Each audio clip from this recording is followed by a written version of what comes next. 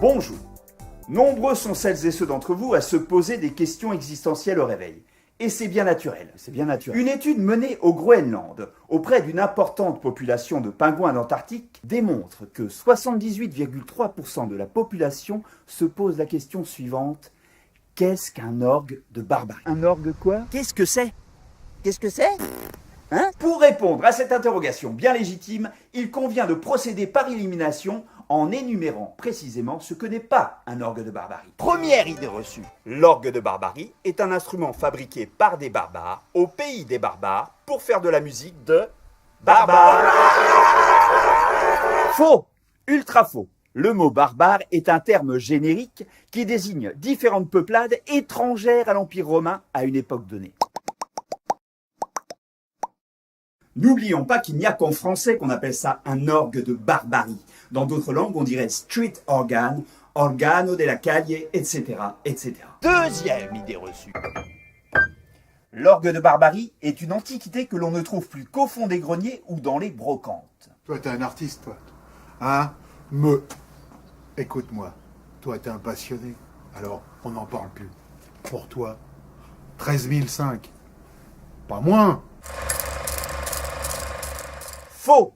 Ultra faux. On le fabrique encore aujourd'hui. Les fabricants sont appelés des facteurs d'orgue et les personnes qui créent les cartons pour chacune des chansons sont des noteurs. D'ailleurs, nous sommes ici dans l'antre d'un noteur. Une étude au carbone 14 prouve que l'orgue de barbarie est un instrument moderne. Bon, c'est juste que ça fait 200 ans qu'il est moderne. Entre nous, il est plus jeune que son cousin le piano qui a commencé sa carrière vers 1720. Mais parfois, il faut du temps pour se faire à la modernité. Troisième idée reçue. L'orgue de barbarie est un instrument destiné à faire de la musique de vieux, pour les vieux. Faux, faux, ultra faux et faux. Une légende persistante voudrait que les jeunes soient jeunes et que les vieux soient vieux. C'est des conneries. Si vous observez bien autour de vous, vous verrez qu'il y a des jeunes vieux. Non, mais je suis trop fatigué là. Ouais, j'ai trop dormi, il faut que je fasse une sieste. Et des vieux jeunes. Oh, moi j'ai le pêche. Il faut que ça bouge là. Hein? Allez jeune, hein? Allez on bouge. Allez. Quatrième idée reçue. Ouais, ben c'est facile de jouer de l'orgue de barbarie. Il suffit de tourner une manivelle. Tout le monde peut le faire, hein. C'est vrai. Et on risque moins les fausses notes qu'avec d'autres instruments. Quoique.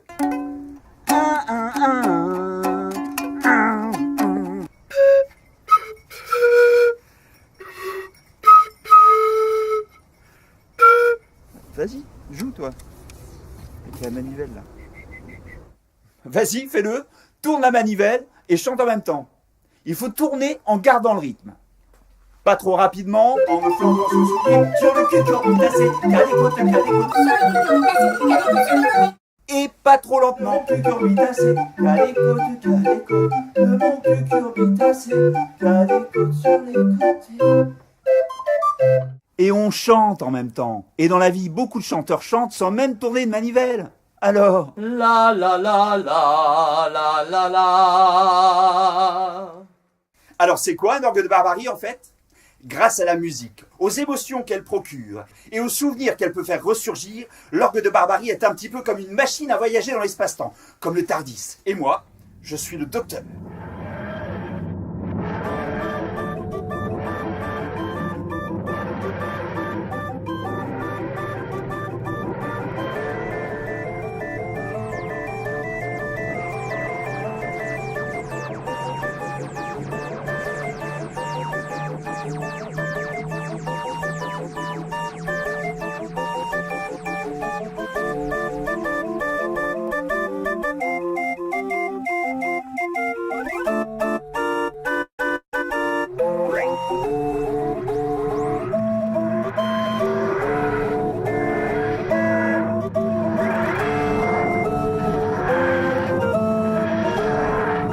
Oui, mais comment ça marche?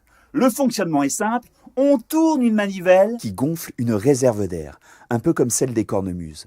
L'air est envoyé dans autant de petits tuyaux qu'il y a de notes. Chaque flûte que vous voyez là est une note. En tournant pour gonfler la poche d'air, On entraîne également un carton qui passe sur chacun de ces trous, ici. Quand un trou du carton passe devant un trou de l'instrument, ça déclenche la note correspondante. Comme vous le voyez, ces cartons ressemblent à s'y méprendre à ce que l'on trouve dans les logiciels informatiques. C'est un petit peu du langage binaire avec des 0 et des 1. Le 1 pour un trou, une note, le 0 pour rien.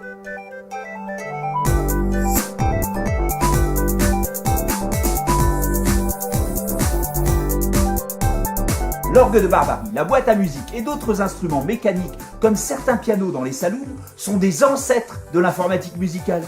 On peut faire beaucoup de choses avec cet instrument. S'amuser, mettre l'ambiance, faire le DJ, faire un karaoké bien vivant dans la rue, lors d'une fête, d'un festival, d'un marché de Noël, d'une foire, etc.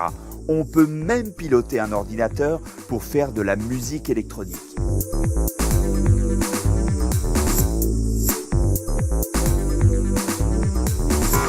Les possibilités n'ont de limite que notre imagination. Alors à bientôt pour un moment festif.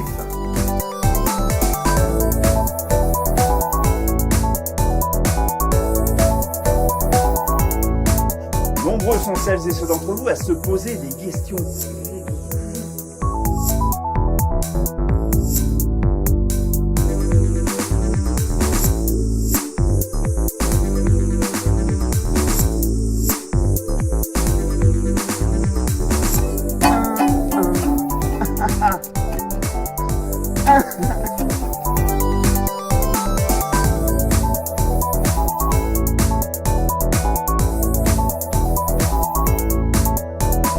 Et on chante en même temps. Et dans la vie, beaucoup de chanteurs chantent sans même tourner une manivelle.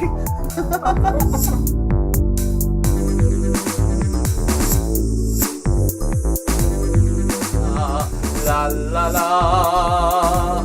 Je vais tourner.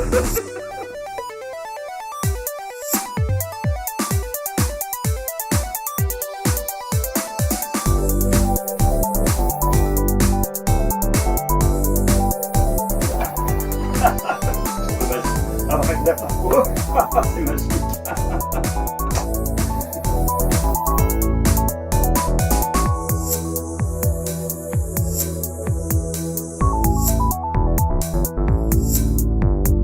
Et comme je dis toujours, bienvenue à Ibiza, welcome to Hibiscus.